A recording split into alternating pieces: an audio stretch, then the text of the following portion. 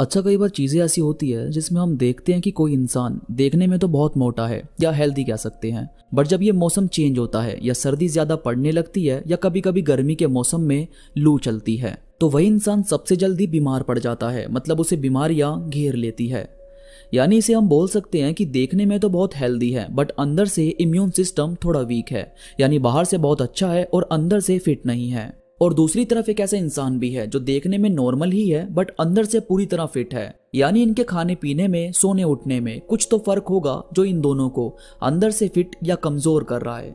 Mentally strong बनने का भी यही सीन है। आप बाहर से देखकर किसी को नहीं बता सकते कि एक्चुअल में वो कैसा फील कर रहा है, वो क्या सोचता है या वो कहां तक सोच सकता है।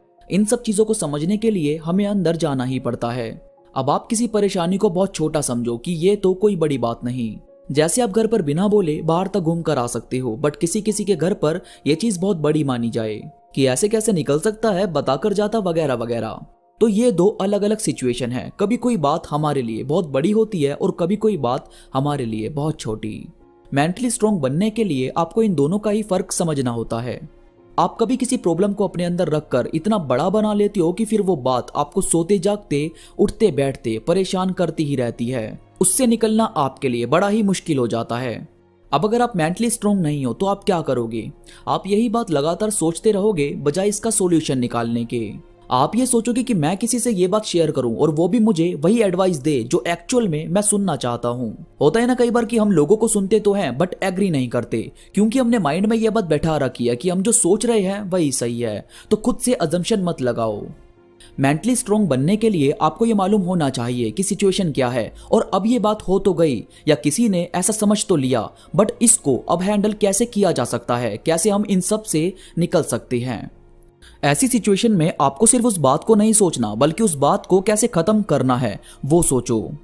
आपको किसी ने गलत समझा तो उससे डायरेक्ट क्लियर करने की कोशिश करो। आपको किसी ने उल्टा बोला तो उसे ये बताओ कि आपको ये बात बुरी लगी।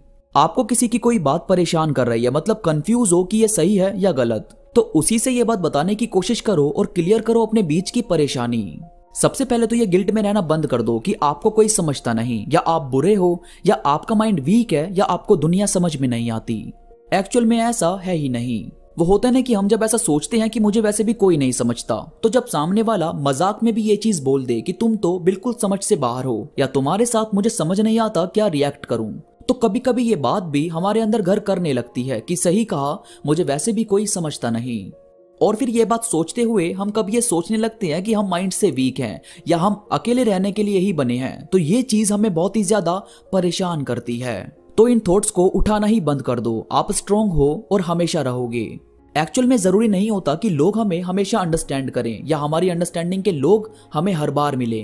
हमें यार बचपन से बड़े होने तक कितने लोग मिलते हैं स्कूल में, कॉलेजेस में, बट उन्हीं में से सिर्फ एक दो ही हमारे बेस्ट फ्रेंड बनते हैं। ऐसा क्यों नहीं होता कि हम सबको ही बेस्ट फ्रेंड बनाकर रखें?